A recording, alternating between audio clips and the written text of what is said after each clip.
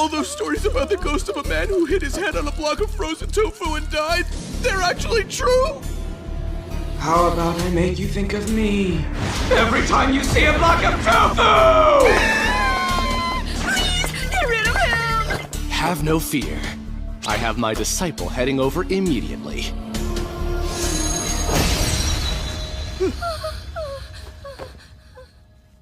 Nice one, Mob. Good job.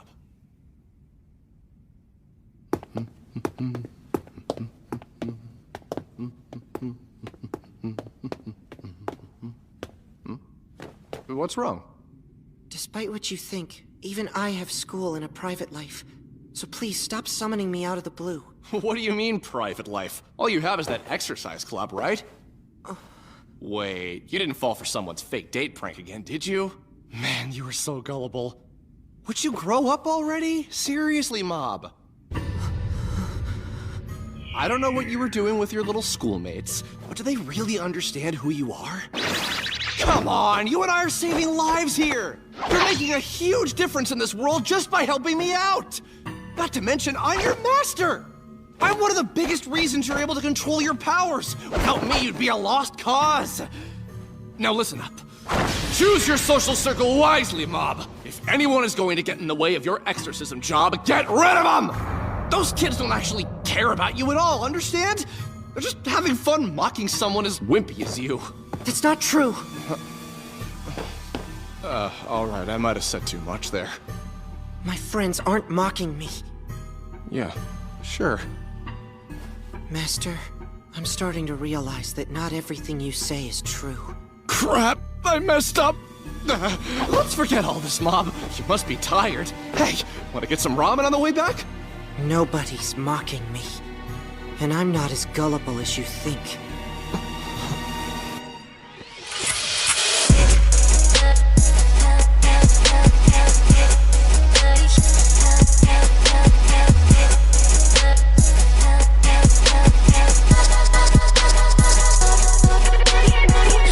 All right, welcome everybody. Episode 150 of The Lookout. That's right, 150 of them damn things. That is crazy. That it's nuts, right? This is your third podcast with 150 plus. Yeah. I'm very consistent. I don't know if you know this. I'm very, like, you could set my watch to that. I'm very consistent, apparently, with podcasts and stuff like that. It's definitely my third one to hit 150. I'm sure Mount Silver will hit 150 in, like, the next, 20 years. But other than that... They release an MMO. Other than that, we're here. We're starting off our summer at Kame House series, as we do every summer. It's the best thing. We're doing this 5 years in a row. I'm so excited about this. We've cleared out whoever was occupying the room before. We kicked all their shit out. We've thrown it over the island. And Jamal has moved in and set up all his shit. It's not much. Just our recording equipment, some rolling trays. We're here nonetheless, but I'm happy to do summer at Kame House again because it gives us a lot of opportunities to do some cool shit, and we're doing some cool stuff this year. Shout out to Sober Pen, by the way, who came up with the original art for summer at Kame House this year.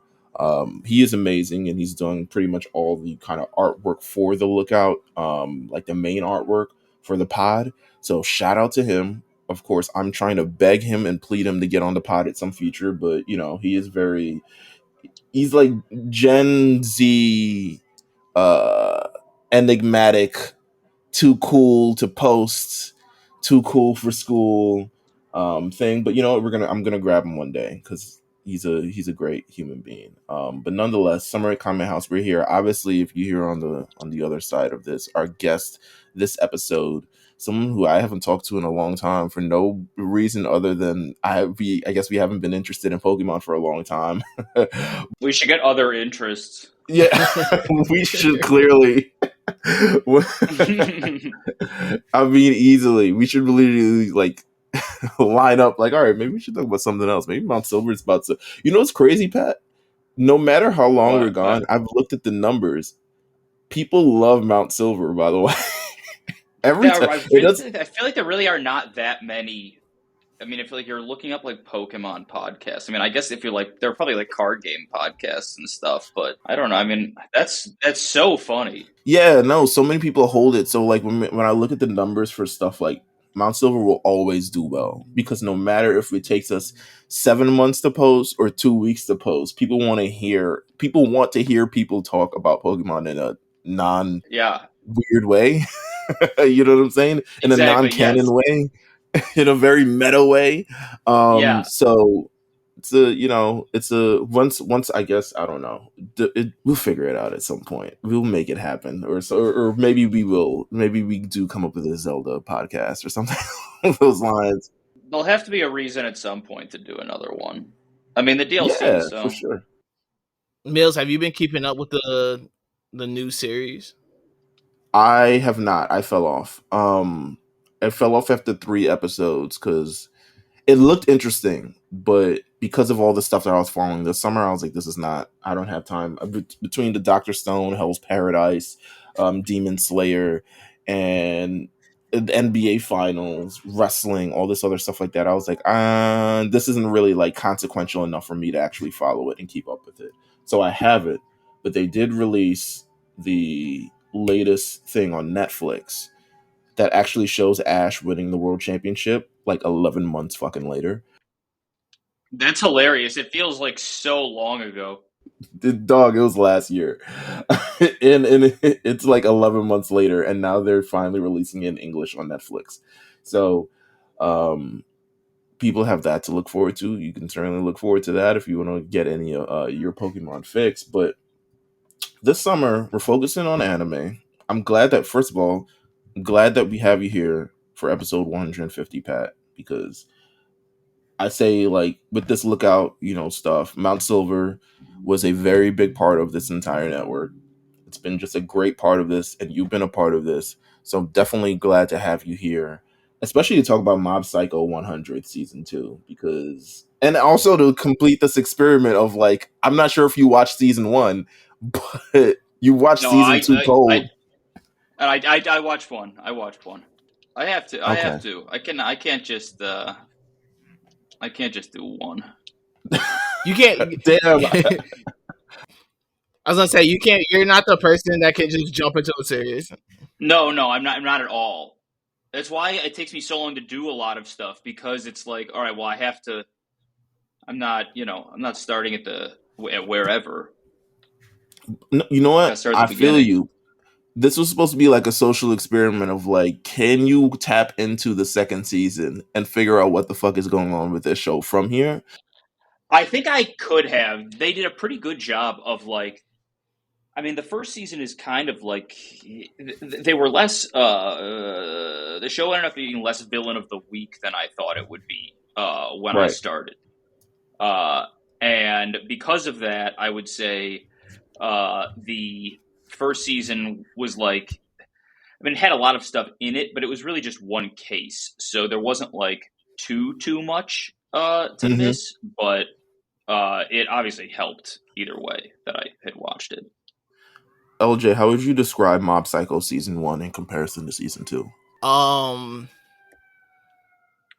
If season 1 feels more like, I don't want to say kiddish, because it's not like kiddish, but it feels, it's easier to kind of get into in a weird way. 'Cause I feel season 2, like, they touch on a lot in terms of, like, Mob. I feel like season 1 is just a good setup. You introduce these characters. Okay, they have psychic powers. Okay, you figure out, like, his brother wants psychic power. It feels a bit more shonen, if that makes sense. Yes, 1,000%. Yes. Like, season 1 feels so much more shonen, and the reason why I say kiddish is, like, it feels so much more like, okay, like, battles and powers, and, like, here's his kid with powers, and he can explode when he gets mad, like, things like that. I feel season 2 is more like him really figuring himself out as a person, like, him figuring out, like, what does he want out of life, and figuring out friends. It dives so much more deeper into, like,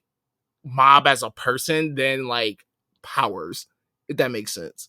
Yeah, I agree with you. I think it's more. It's The first one is kind of like this isn't that great of a comparison, but like, the first Alien movie is like a horror movie and this Aliens is like an action movie kind of. And the first season was Yeah. kind of like a lower key case. And the second season was like more of like a big action flick, if that makes sense. No, I agree. I think what the second season did was manage to where I think a lot of shonen anime would have tried to pick up the pace, like intensify the pace. This does it in a way, but it also slows it down. So it's like, okay, let's dive more. Let's, instead of going more outward, instead of going more macro, right? Instead of like, usually the step of shonen anime is like, you have like problems within your group, and then it's problems to save the world, and then it's problems to save the universe, and then it's problems to save the galaxy type of thing. Whereas season two kind of went inward more so, and like, granted, at the end there's still like, I guess, worldly stakes attached, kind of like Japan, but the world kind of. I'm gonna dominate the world, but I'm starting in Japan first. Yeah, go ahead. It's not quite clear like what his actual plans are after he's done in Japan. Right. I'm I not mean, I'm but not confident, but it's it could have easily been like like a thing where they're like, oh no, here's the psychics from England or something, like, oh, there's more of these guys. right. But I feel like it didn't want to expand it and make it too complicated. And I think that's what I like about this show, because there's a grounding element to the show. The stakes continue to get raised up more. And I feel like season two kind of like, it does it, but in a different way. And it kind of looks more inward, like I said. And I don't know. There's a charm about season one. I do love season one. I think it manages to there's an interesting way to grab the tone of like serious, introspective, and funny. And I love the funny part, which is why my favorite character is Reagan. All right, there's more. There we go. Okay, all right. It sounds Yeah, like this is actually a disaster. Like, Yeah, it might be. something. This is like real shit going on. Yeah, probably. I could open up Citizens app and see what's going on, but I'm not. But go on. What were you gonna say, Pat? What was I gonna say? I don't know. What the hell are we No, talking but about? I was saying that I love season one, and my favorite character was Reagan.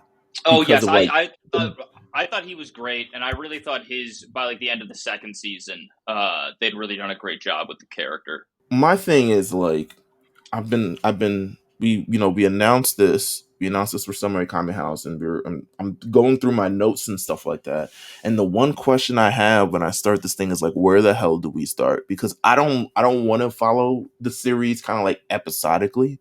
Yeah. I don't want to like kind of like go in like each, because to me it's two kind of acts. I mean, you can think it as three a little bit, but it's two kind of acts. It's like the personal growth of Mob, and then it's like the post world, domination, threat to the world kind of thing that happens like in the last like 6 episodes or so, Yeah. 5-6 episodes.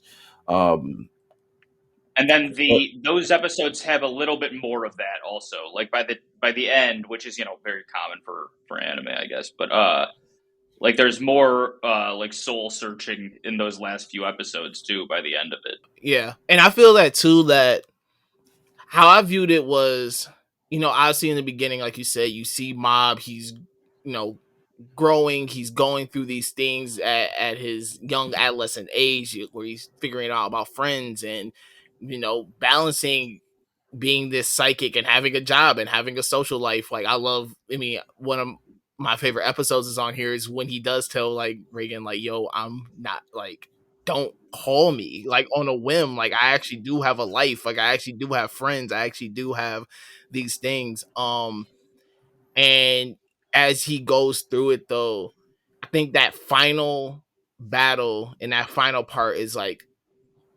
in a weird way, accumulation of everything that he has learned throughout the season. And it's kind of like you're looking at Mob, like that the final boss that he's fighting, like you're looking at what Mob could have potentially turned out to be.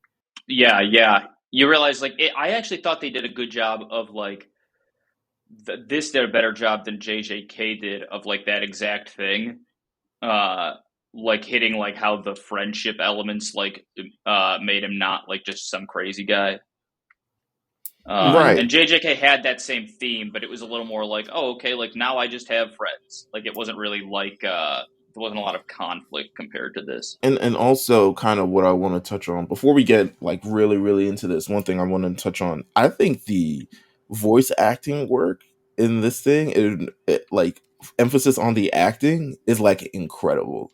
I Yeah, think I thought it was very good. Oh yeah, one of the to best be, dubs easily. yeah, to be able to get across comedic timing and to get across like true emotion, and to even like, this is why there was such in Pat, I'm not sure if you hear about it, but for season 3 of this show they replaced the voice actor for Mob. I mean, I season 2 is saw the that. final. Yeah, and it was kind of like, it sucked. You done really, the new voice actor, he's not bad, but clearly he's not the original one. But there's Yeah, such a like earnestness and um calmness in Mob's voice, and then also in kind of Reagan's attitude of like his con man attitude. Even that kind of like delivery is amazing. And even what's my name, Dimple, the Great Gazoo looking, that's what I equate him to.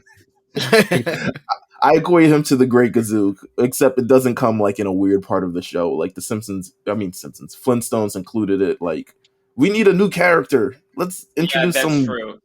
nut from the future, the Great Gazoo. Ugh. But he is incorporated into the show. They all play like a good balance with each other, and I think that voice acting, the dub voice acting, is like it. It's the reason why it sells the show in such a cool, kind of, like I said, like earnest, resonant kind of way, and it's a large part of that. But like the again, yeah, the first half of the season kind of like really involves Mob kind of finding his own agency as a person, which is like weird. I'm trying to figure out, like, when I was 12, what was I don't know if it was as serious as that. Well, I didn't have a job. I mean, I definitely couldn't have had a job when I was 12. Um, Yeah, due to and- just due to labor laws. right. And any like talent that could be, taken advantage of. I mean, maybe, but I'm trying to figure out like 12, because he's really finding like his own person and kind of agency at this kind of age, and that's kind of what this thing is about. Like, he's trying new things. He runs for president. He fucking fails because he's trying to get this girl to like him, and the girl thing ends up going through, like, it becomes a big through point, especially through season 3, especially towards the end of the fucking show. But he tries to get the girl, fails, but then gets this other girlfriend, and then the other girlfriend kind of like says like, oh, actually, it was a prank with my friends. I don't really like you. I wouldn't date That was you. crazy. That was That nuts. was. but But still, like, originally go though, ahead. but originally he turns her down. He turns her Yeah. down when she asks, but all he does is like continue to walk her home. Like, I think that for Mob, it's so much about connection. Like, he's like, okay, this girl claims that she likes me, even though I don't like want to date her. But he's like, well, I'll still walk her home and I'll still hang out with her, and I'll still kind of like, because he's just like, what's the connection part of all this? I like how slice of life it was as well. Just, I mean, this is my, like, I'm still trying to figure out like how we actually like get into all this thing, but I guess we're into it. But like, just how slice of life it kind of felt. And one of the key parts, it's why kind of like going into the show is like, it's like getting into like a warm, like, you got your best thing, you got your computer set up, like, you're under your sheets, you're like calm, you're comfortable, like, it just feels comfortable, like, getting into the show, because there's not so much stakes on the line. And that's what I love about this first episode, because it kind of like, it reels it all back, especially at the end of season 1, where it gets crazy. It gets hilarious too, but it gets crazy. um but it kind of reels it all back and kind of like makes it just this comfort show. And I think that's where kind of like Mob Psycho sits for me in time of a lot of things, because this summer, like I mentioned, Hell's Paradise, fucking Demon Slayer, whatever. I mean, I'm watching Dr. Stone, which gets its little level of craziness. But this kind of like settles me in, and in a way that like normally other kids television shows do. Like, if I'm watching something with my niece, and like it's very simple, very comfortable, very like, oh, okay, emotionally driven. And maybe that's why I have a hard fucking time of trying to piece together the show, because it's so like emotionally driven. It's like trying to like piece together like how he feels in this moment, as opposed to like what's actually happening on screen. It's easy to tell the story of JJK is like, oh my god, they're fighting and one guy curses and another guy and like he punches a hole through his Yeah, chest. yeah. Yeah. But to try to like make sense of all these like feelings and even these like small things, like the crack between him and Reagan starts early. Even in episode 2, he's like, I'm being paid in seeds now. Like, I was surprised at how long it took the show to get there, honestly. mm, Like, you know, I would have thought it happened really early on in the first season. I think too, though, in that first season, Mob is still getting accustomed to like, not like accustomed, but he's still trying to understand his powers. I think by season 2, he understands his power. So Yeah. he's like, and then okay, he's I also can. he's also deathly afraid of his own powers, right? Like there's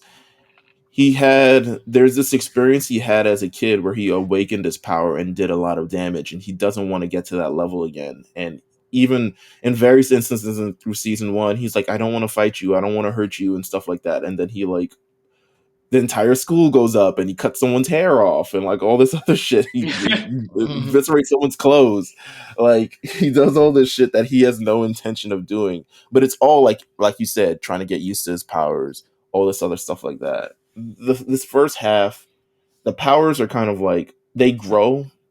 They take like a little bit of a backseat to like just the development of Mob as a person, and his, more importantly, his relationship with Reagan as well. Because I think that's the crux of these first few episodes of like, we know that Reagan is like full of shit, but does he know that Reagan is full of shit? And it turns out he does at this point. I don't know if he always has. Well, I guess he always has. And he's just ignored it. But it's definitely more prevalent in this season for sure.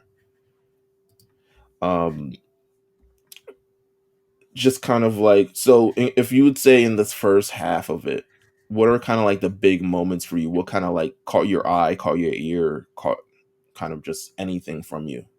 I did really like the speech thing, which I thought was very very funny, and then very grim at the end. You know, when we talked about this for 2 seconds, when you know, she's like, "Oh yeah, this was a joke. I didn't actually want to do this." But then when they tear up her book and he goes back and helps her, I really like that. I love that. And then he opens up and uses his powers. He doesn't really reveal his powers to anybody, but he opens up, uses his powers. It's like very Disney-esque. But I did love, like I said, that's a big part of that first episode. What about you, LJ? The possession of the girl, where he goes inside her mind and takes like battles the dude inside her mind. That's the first half, correct? Or second? Yeah, that's that like is the first half. I think that's like the third. Yeah, the second or third episode. That's like the third episode. I really Great enjoy episode. that. That was probably my favorite episode up until that point. Yeah. Easily my favorite episode, because I think that sets up everything else that comes after. Like going back to the fact of like when Mob battles the leader of Claw, and it always draws me back to that episode, because I think that's what the spirit was trying to like portray the Mob of like, at any point you can break. Mm-hmm. At any point you can be like, yo, I have powers that can kill anyone, do anything I want, like, and I can use those any way I want. Like, there's no one here to stop me. This episode really reminded me of Meelz. You might remember this show. I don't know. Case Closed. I think the Japanese name was Conan the Detective. Yeah. You remember that? I loved that show for its brief like 2 months it was on Toonami. And this, and LJ, the stuff you're saying, it just reminds me of that show.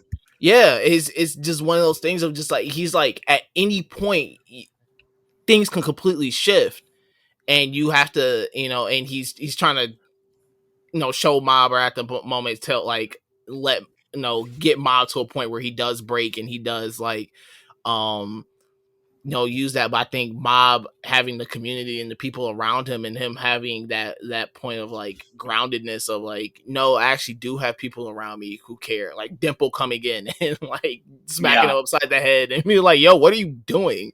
Yeah. I also and love Dimple. easily a Meelz is gonna hate me for this, but I think Dimple is such a like, I enjoy Dimple as a supporting character more than Reagan. Get to season 3, Pat, and you really love Dimple. Yeah, season 3 Okay, Dimple good. is a Great. beast. Yeah, season 3 he gets a big moment in the show for sure. Okay, amazing. No, but no, I agree with you. Like, it always, what's crazy about this, that despite it all, especially in this season, it's been less of a battle of like good versus evil and more of a battle of conviction, right? Like the idea that instead of it being like, I'm evil and this is why I'm doing this, this is kind of my life and it can be your life too. And to be honest with you, everything isn't so hunky-dory, and you could be in this situation again, like LJ said, you have these powers and you can use it to kind of destroy these people too. And the whole Megami KJ backstory thing, which leads Classic to anime episode here. Just like, oh, here is the villain somberly telling you about their very fucked up childhood. yeah, It parents always happens. died. There's that one. It's really good. Is it in it's in Demon Slayer, right? Like it's in towards Demon the end of Slayer the first every season. fucking arc. Yeah, every arc. But the one in the forest, I think it's the first season, where like The there's like that spiders? kind of like yes, and that like there is one episode where the action just comes to a screeching halt, and it is a full on, just entire episode length flashback, and I just Bro, always it laugh when happens so something like many. that happens. It happens literally. It's going to happen every arc, every villain. every villain is going to have a backstory. Oh, and Everyone. Hunter x Hunter loved it too. Except Hunter x Hunter will have someone speaking like, actually, instead of Yeah. telling the story, the narrator will tell the story, which is one of my least favorite parts of Hunter x Hunter. Yeah. But no, he gets the backstory, and you look, all of these things you look in kind of like in reference to Mob, right? Like Mob, you realize kind of like how this childhood that he has and all these friends and family that actually love him. And you see like Mogami Keiji, who has this kind of thing, his parents died, separation, he saw the worst of humanity, and it's taken him to this point. He eventually dies, but now he's like haunting people, and he takes Mob into this world where he has no powers and no one fucks with him because he also lost his parents in this, universe, and he doesn't have a brother, and like he wants him to see what he went through and to kind of like bring Mob into that world, and it almost takes him there. Like Mob is about to get his ass kicked, and like you said, Dimple shows up and like, what the fuck are you doing, bro? Like you have a loving thing, you have powers, you have all this other extra shit, and then they get into like the most insane fucking action sequence, most insanely animated action sequence that's ever existed. That doesn't have like a real clear ending at all. Like it's just like all the spirits are fighting and the Mob just wakes up. They're destined to fight forever. Listen, but I mean, he manages to break free of it, and he manages to like, you kind of see it's the strength of convictions where he's like, you know what, you an all right guy, like, you know what I'm saying, like, I'm not gonna haunt anyone anymore. And then the possessed girl wakes up, and she's like, I love Mom, and da da da da, and blah blah blah, and it's just, it's a battle of that episode 4 and 5 where they go through that thing. It's very dark, it's very grim, but it's kind of like that. It shows you a lot, and it's a bunch of life experiences about how true can you stay to the person that you are ultimately. How much do you let a situation pull you down, and how much, and kind of make you into something that you're maybe even not, or we're just looking at different values and stuff like that.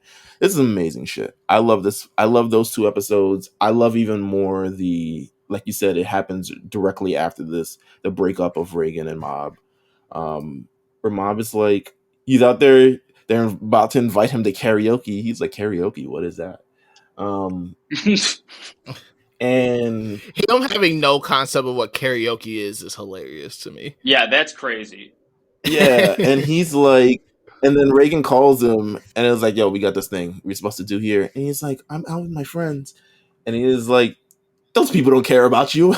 They're probably only using you for your powers. And you know, he has that. It's very like, I couldn't imagine at 12 years old saying to an adult, like, I told you to stop calling me about this. Like, I'm out with my friends. Because I know personally, if I said that to my parents, they would beat the shit out of me. But yeah, but that's because you didn't have a job. Right. Oh, this is true. This is true. Maybe if I said it to my boss, maybe if I was like, I told you I can't be on call for this job anymore. I'm out with my friends. Maybe it's that closer to the scenario, but they have this thing, and it's interesting, right? Still hilarious. As much as those two work together, it's them being apart where they're able to kind of like evolve beyond their borders, right? Like, yeah, because Reagan had a like seeing him go through the process. I mean, I love how they kind of kept it focused on him because it was like, okay, Miles gonna go hang out and do his stuff. But I think even him having to go through a process of him being like, why did I start doing this? Yeah. Like, why did I become why did I start this like psychic business? Like, why am I, continuing to do this? Like, what is the point of all this? And seeing him go through that process too, leading up to the press conference, which I feel was amazing. Just seeing him grow and it stayed very true to the character at the press conference, which I appreciated more than anything. I feel like the mere fact that he didn't, there was a situation that could have broken him, and kind of like reeling back from that kind of thing.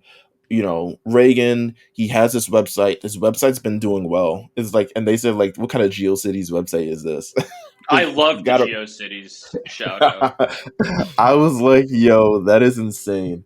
He's like, what kind of website? But the website ends up doing well. He starts gaining some notoriety. He becomes more popular. He becomes a celebrity. And it's interesting, like, you look at that backstory that's established in the press conference, and he's like, I always wanted to be somebody. Like, that's what the name of the essay was. I want to be somebody, or something along those lines. And he finally becomes somebody, and the rug is kind of pulled under him in that like moment where he's trying to exercise the spirit, and there's no spirit. That's the answer. Yeah, that was great. I was like, maybe it's because my thing with Reagan, I felt that was so cringe for me, because I was like, as much as like he is a conning person, again, I don't feel like he's necessarily a bad person. So for that public embarrassment to kind of happen for him was like very peek through the eyes cringe for me. Oh yeah, it's like, over. Yeah. Funny thing is though, is that like I felt that he knew the person wasn't possessed, but he just didn't know to just be like, hey, this person isn't possessed. Because even then he was like, all right, you can quit acting now. Like, he was like, this is still a scripted TV show. So he's like, at any point he's gonna stop. And he's just like, he just keeps going and going and going. He's on his fake it to make it kind of like mantra, where it's just like he understands. Sometimes that works. I mean, yeah. I mean, it worked in this instance before it stopped. But yeah, exactly. But I feel like even that, I mean, that was a setup by the old dude, in my opinion. Like, I felt like the entire situation. He was a hater. He was a big hater.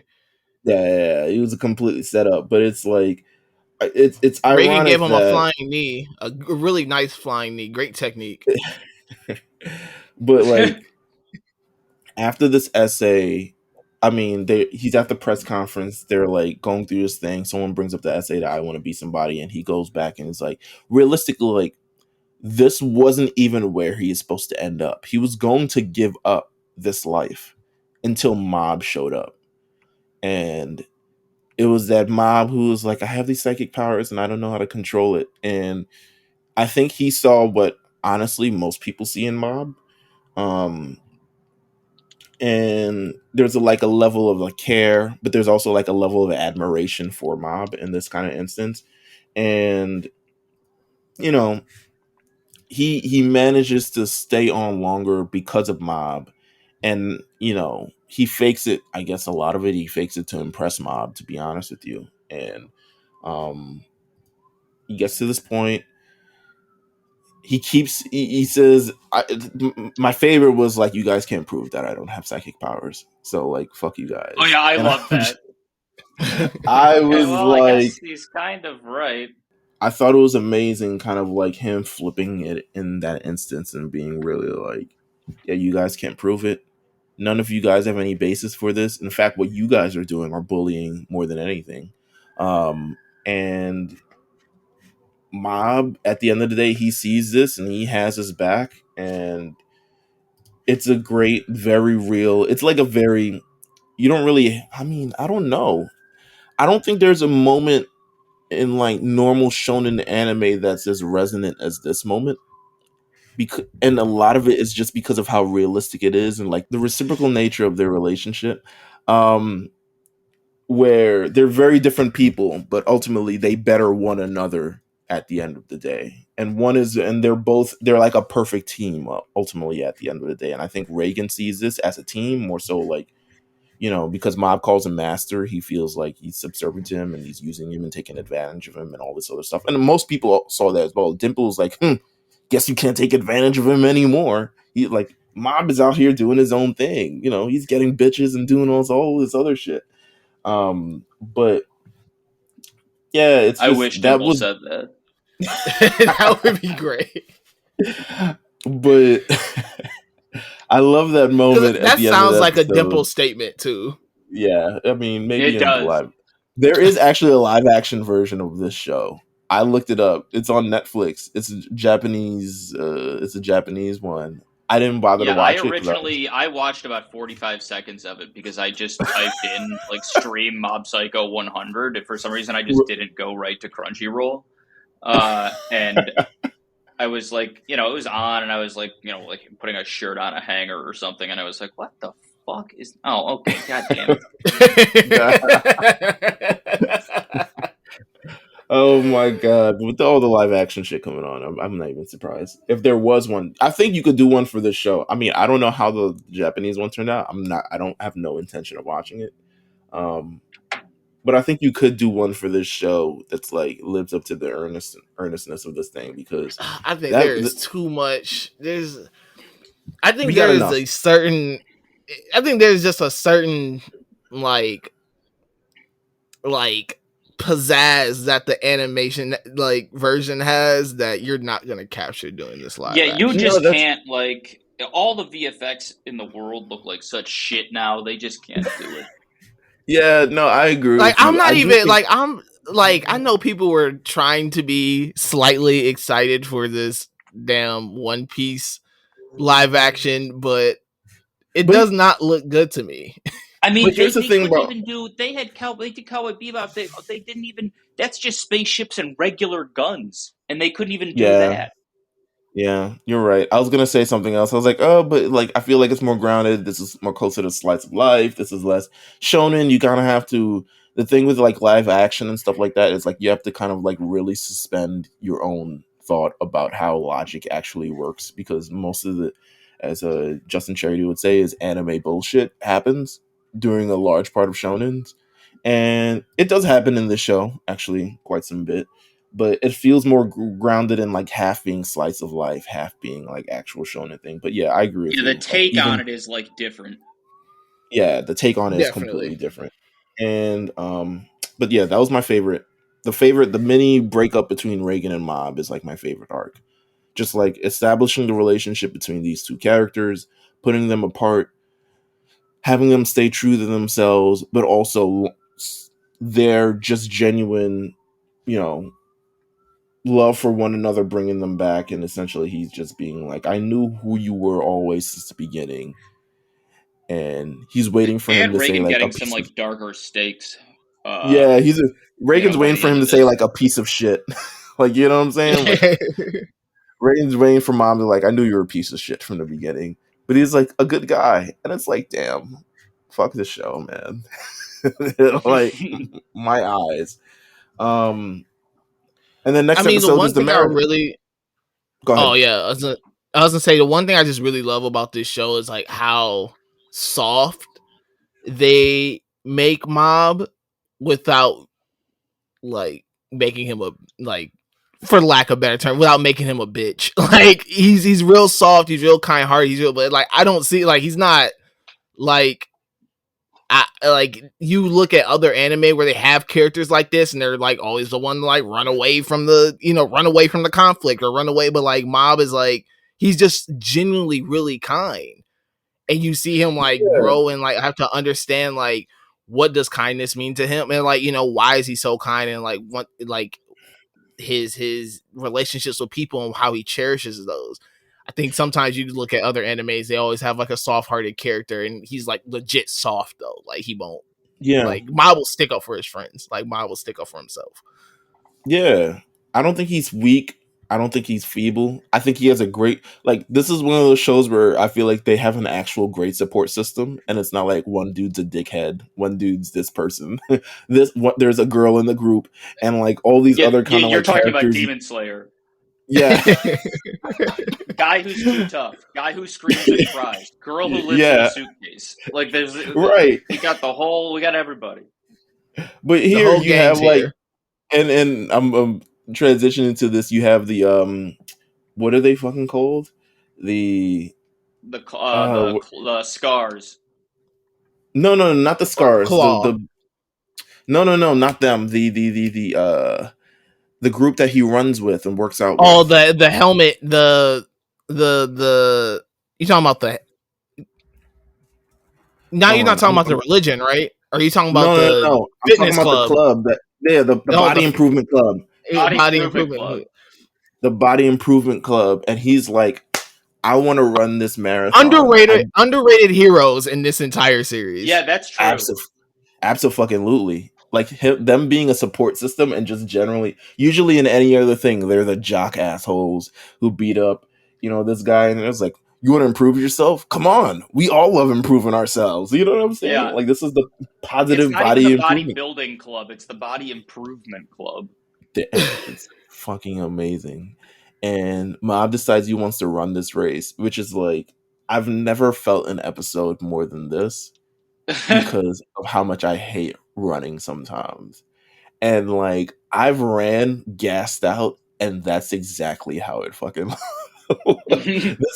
this man is clenching for life during this marathon. And he runs, he falls initially, scrapes his knee, but doesn't give up. And Dimple is like, yo, you want me to possess you? You need to hit top 10, right? And he's like, nah, I'm good. And like, they're like, you want to call a cab? And Reagan's like, I thought of that shit, but actually, no. And they're having this race, and his only goal is to do better than he did last year. And I guess he does accomplish it, kind of, like by 3 places. Charming goal. Yeah, 291 out of I think 300.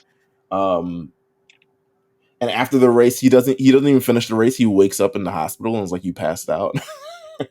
Like, So arguably he didn't even place.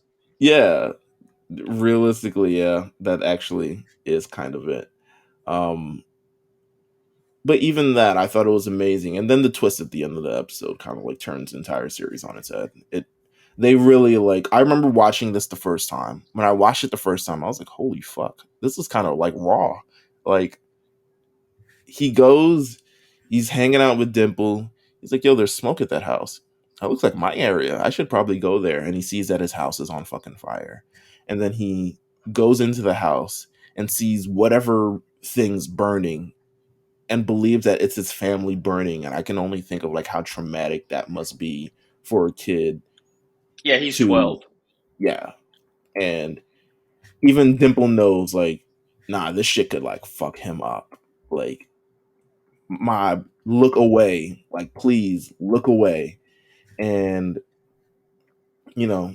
he's what he's always feared of happening is happening, and it's that dark side within him, that uncontrollable, and he's like trying to pull this out, and it's a way to end that episode. I mean, it's the tone shift for the show for the final arc of this season, but I thought it was like, whoa. One, that came out of nowhere, and two, that's extreme as fuck. Yeah. And even Deadpool having like being like, yo, he having to think quick on his feet and telling Mob like, I'm pretty sure those bodies are fake. Like he has to like think quick on his feet. Of being like, yo, I don't, because Mob's about to lose it. It's okay to lie to children if it means saving their lives, I guess. That's true. Yeah. But, now Mob, he could have easily turned into Liam Neeson here. He's like, I'm going to find these fuckers who killed my family. And he does, in a sense, like he does very shortly, but eventually he does meet up with Reagan, which the Reagan part of this, again, this is why he's my favorite. It's just so funny, the shit that happens to him. His office also catches on fire. Like, and the part where he's like, essentially through this whole incident, they learned it's Claw. They have to go after Claw. Claw has their ultimate 5, their top 5, their upper 6, if you would say, version of this shit. And I always love when the elite fighters are revealed in an anime. Yeah, and it's just like 5 random people. Like, yeah, it just is what it is. There's always one that I really like, and I typically don't like the other ones. Which one did you like? Oh, also the guy who was fucking everybody up. Yeah, the Shikazawa. Yeah, Shikazawa, the guy who's like literally a normal guy who's just an asshole. Yeah, he was blind and had easily one of the best fighting scenes in the entire series. He's fighting them all in the building. He's teleporting one from one. He beats up what's his face? That first kid. I forgot. He beats them all up. Technically, he beats up Risu. No, he does. Pretty bad. Yeah. But when he's first introduced, he beats up the kid from season 1, and I'm like, man. Oh yeah, because that's when he kidnaps the prime minister. Yeah, and I'm like, man, what a jobber you evolved into, unfortunately. I was just like, man, you're like the first wave of like, it's always the person who discovers them. It's like Piccolo discovering Cell. It's like, all right, you're not going to beat Cell, but you got to be the one to take this ass whooping kind of first. Yeah, and at least Piccolo actually probably does better because he's able to fucking break off his arm. Yeah, he does. But eventually he doesn't. But yeah, it's true. But no, like, I love the relationship between Mob and Reagan. Reagan is like, Mob, your parents probably aren't dead. He has no idea whether. He just learned about this shit 5 minutes before everybody else did. He learned at the same time. He's like, your parents are probably not dead. It was probably something else. Why would they be dead? Well, I think I have a few ideas. Right? And they're trying to come up with a plan. They're all like, Master Reagan, what do we do? Everyone is in awe of Reagan, and this is why I don't know. This is why he's my favorite. Why is everyone? Because he's the only one with a sensible plan. Like, he's the only one who isn't, I guess, doesn't have any crutch of psychic powers to use. Yeah, so he has to have a real plan. Yeah, so he has to have a realistic plan, and his plans is like, we're gonna let the cops figure this out. And I'm dying. So when the insurance company calls and they're like, we've never seen anything like this before, it's like, my office caught on fire. What do you mean we can't do anything about it? Psychic powers. I'm crying. I'm crying because he's like, my office caught on fire because of psychic powers. What do you mean I can't get my insurance back for this shit? And then he turns around and is like, so we have to come up with a plan for this. And I'm like, this fucking guy, man. He's like, yo, listen, I'm gonna drag this fucker It's into this. That's my favorite part. Is like he's like, I'm just trying to find the person who did it, so I can drag them drags to them the to the insurance office. agency so I can get my money for my office. It's like when you're trying to prove that you didn't do it by finding the real criminal. Right, Yeah, exactly. Either way, they embark on this plan. I mean, there are kids in the sewers, there are people above land and stuff like that. They eventually show up at Mob's, hideout and shit like that. Great sequence again with Reagan thinking on his feet in the moment. They catch him in the refrigerator. Um, he pulls out the spray from season 1, which is like wild callback.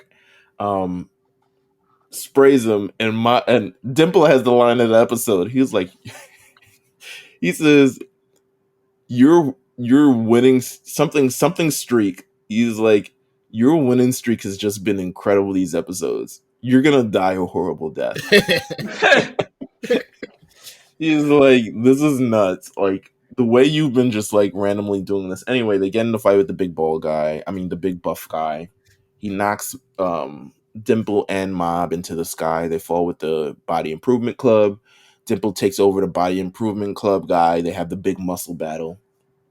And he eventually said, Mob these muscles are built by strength. Yours is by psychic power. I was He's like, like, I didn't know that mattered, but I guess it does. nah, bro, it definitely does, bro. um He said he got calluses on his hands. Absolutely. He was lifting big weights. So they have that battle. Mob eventually wakes up and takes out the psychic guy, and then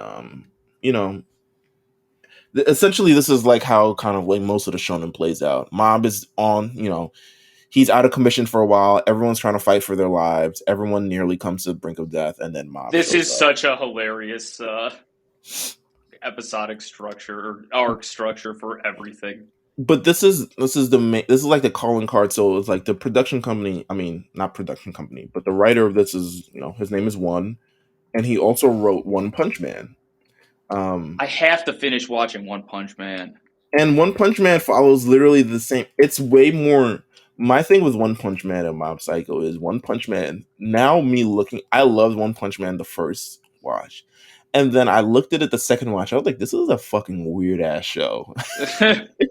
Like, this is completely weird from top to bottom. Like, nothing is very. It's not consistent. Like, there's no consistencies in this. Nah, because some shit. I mean, ultimately, every battle is building up to when One Punch Man Saitama shows up and punches the shit out of somebody. Yeah. So you're creating these weird situations. I remember there's this guy. There's this hero on a bike, and he's like sacrificing his life, and like he's fighting for his life. And I think he does die or comes close to death until Saitama comes in and then punches the shit out of him and really takes away the entire like weighty moment of this character, this insignificant character who doesn't matter because he's not One Punch Man. I don't feel the same here because I feel like they've done a great job in kind of like establishing how all these characters have had any relationship or anything with Mob. So when they do when the blind guy does kick everyone's ass and Mob shows up, I don't feel like, oh shit, like here we go again. And then I think he like surrenders, which is like, he's just like, nah, I'm good. Yeah, he's just like, nah, I'm good. So he doesn't technically lose. Yeah, he's like, go on to the final battle. Like, essentially, you've earned 8 badges. Move ahead. And so we reach the final 2 things. Let me see if I missed anything. Let me look at my notes. Clause behind this. All right. Serizawa, the umbrella guy, who is essentially Mob if, once again, his convictions and he didn't have a support around him and kind of like grew up to be a loser, kind of. I mean, I feel like that's how they're kind of like pitting this. It's like he grew up, Serizawa grew up, didn't have anyone to support him, was called a weirdo, a shut-in, became very socially, awkward, couldn't get a job because of his psychic powers, was staying because of his psychic powers, and the only one to save him was, of course, the final villain guy who reached out his hand, who wanted to take advantage of his powers. Again, Very shonen. all very much all for one energy. Very much. I mean, I got very big My Hero Academia vibes from the latter half of the show. Um, but Serizawa, is there anything that kind of stuck out with you guys for this battle in terms of like mob necessarily like both of them didn't want to hurt one another and um kind of like both of them trying to convince one another that what you're doing is bad, but they're still kind of coming from the same place. Did anything kind of like stick out to you about this battle, or at least this final closing sequence of everything?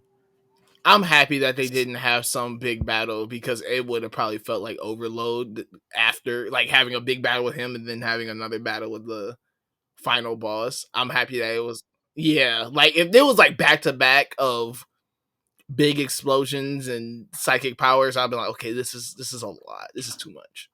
Yeah, I feel that just like throughout the series, Mob was like beating different variants of himself.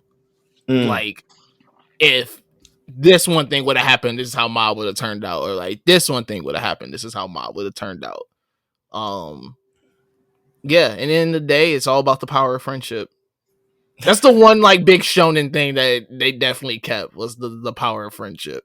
I Yeah, mean, like you're nothing without learning how to use.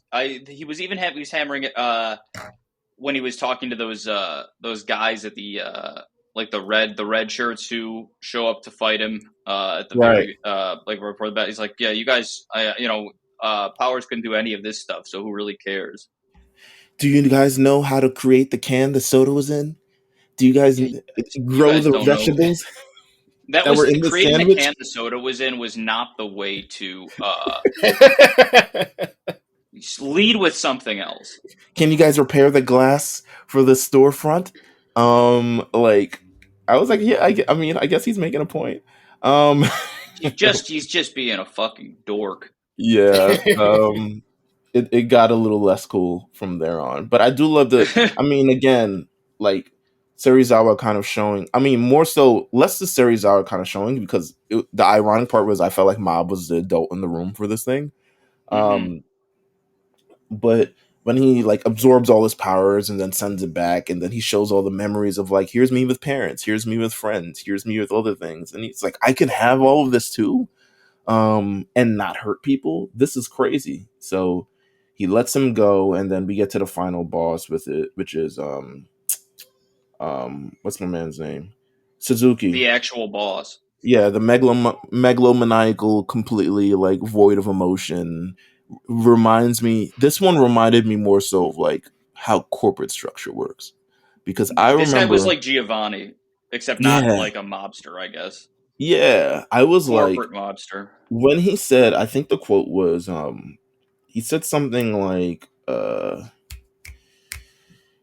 fuck, what did he say? He said he never convinced himself that other people's feelings matter, and he had the audacity to say it, so it must happen. Like he never convinced, and I've always thought of that too because I remember when I was in my office in my last job, and I remember getting in a disagreement with like the head of the AVP of the department, which most people would like not do, but I see people as like human. I'm like, if I don't agree with something and I think something's wrong, I'm gonna say something.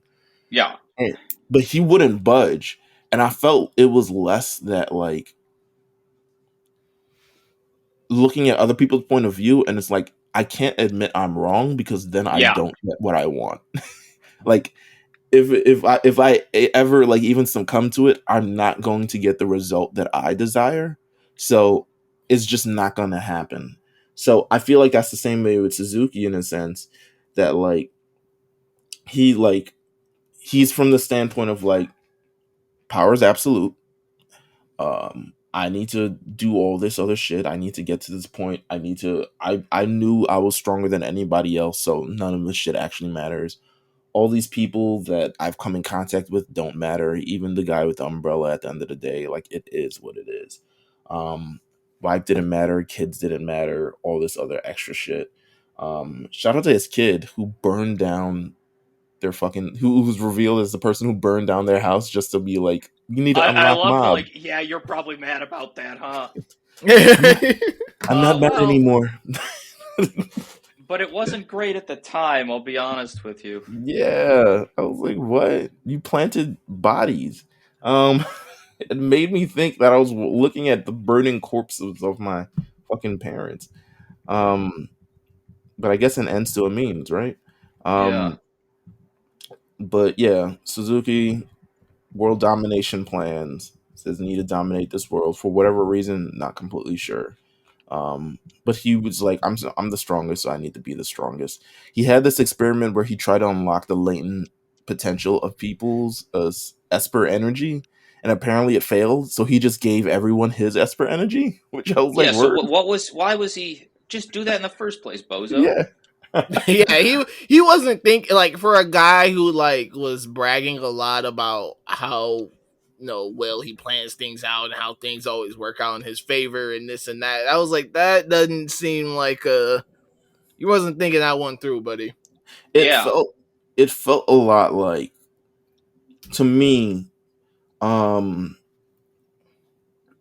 it felt like the relationship between him and Serizawa was the relationship between Mob and Reagan in a sense, and both of them trying to give their pupils, I guess, reassurance, but kind of doing it in a completely fucking weird, different way. And yeah, Suzuki is I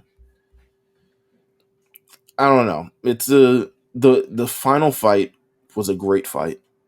I don't think it's the best in the series. Um, because ultimately I think it's under the pretense of like convictions, right? Ultimately, it's not really nobody was trying to destroy one another, nobody was trying to end someone's things. They weren't fighting for anything. Ultimately, Mob was trying to save him and say, like, I'm Yeah. trying He to get sat through down you. inside the bomb bubble. Yeah. And he was like, so um both of us are going to die because of this. I was gonna be too sad thinking about you dying alone, even though you're like a terrorist. So they like ultimately, I mean, he doesn't die. It just is what it is. I was So shocked.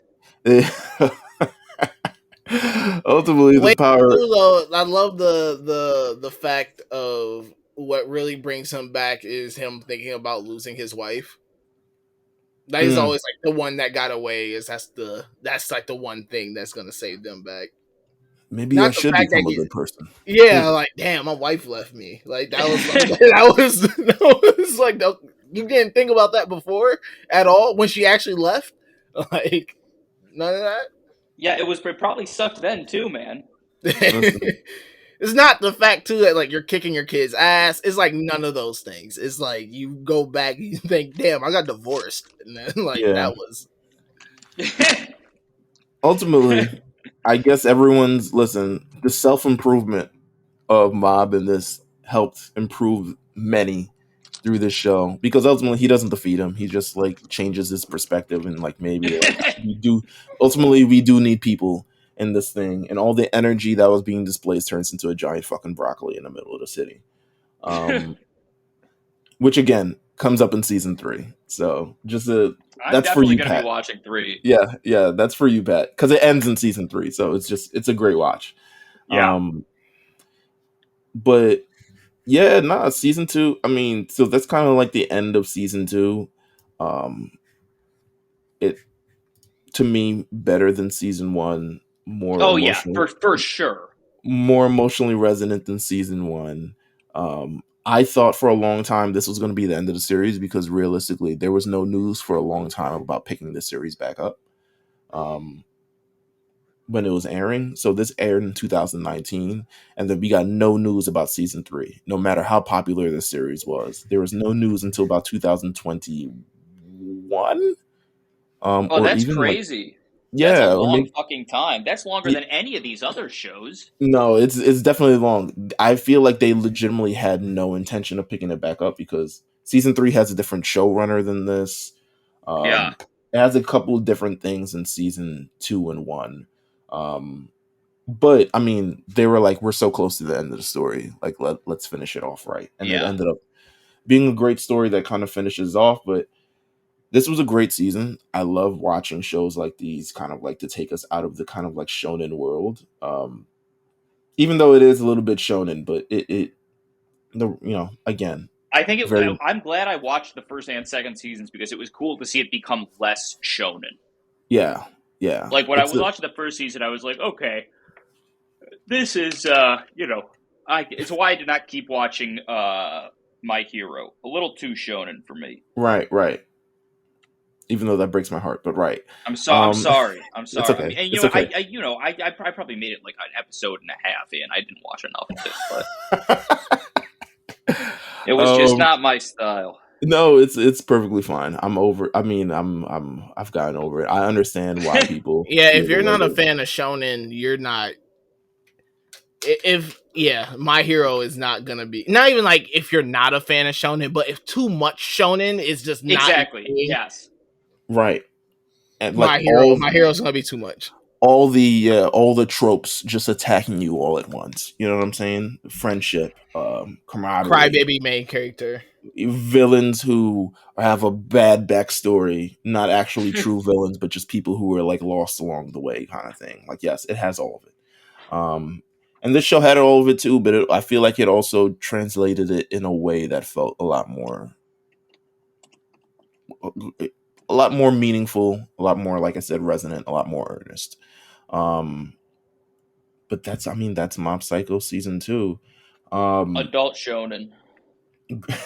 A shonen with a bit of a slice of life Yeah. intertwined in it.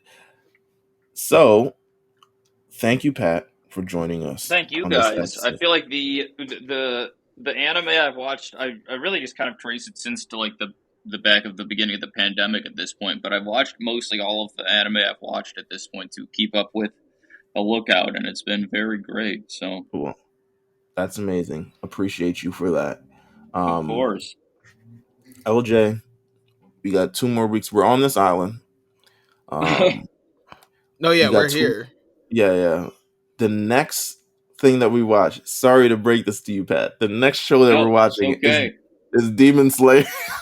Oh, wait, okay, but is it? You know what? You know who's very behind on Demon Slayer is me.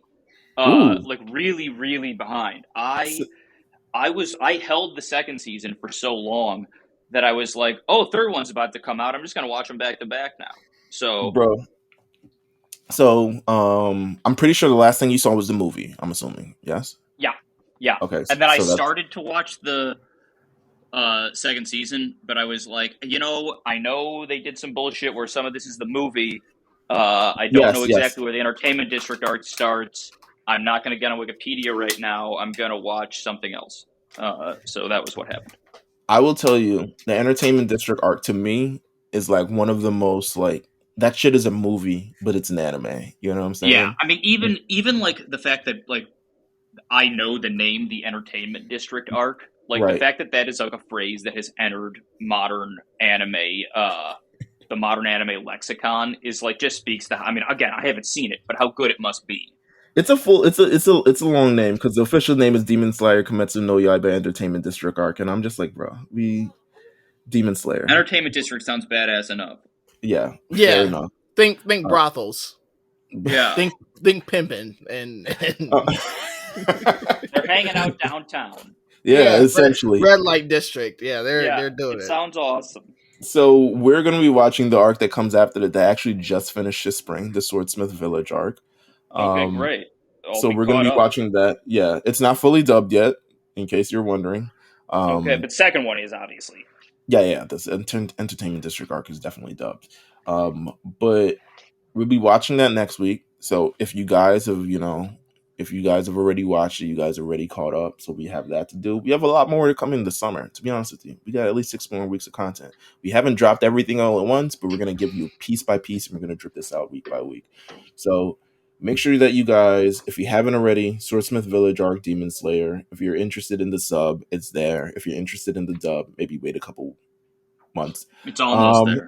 Yeah, I mean, it started, but it's just not close to finishing yet.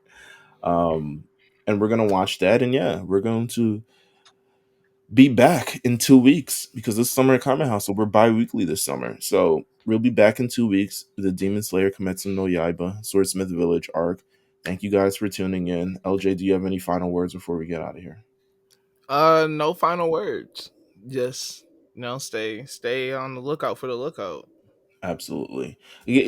Watch Mob Psycho. Use some of the life lessons there. They got a lot of like good life lesson shit in that show. It Like, was especially wholesome. about, yeah, very Very wholesome. wholesome. Be a good person. You know what I'm saying? So make sure you watch that. Make sure you tune into that. Make sure you subscribe, follow us on Instagram and everywhere else that we do all this other cool shit on. And yeah, we'll see you guys in 2 weeks. Take care. Peace. Peace.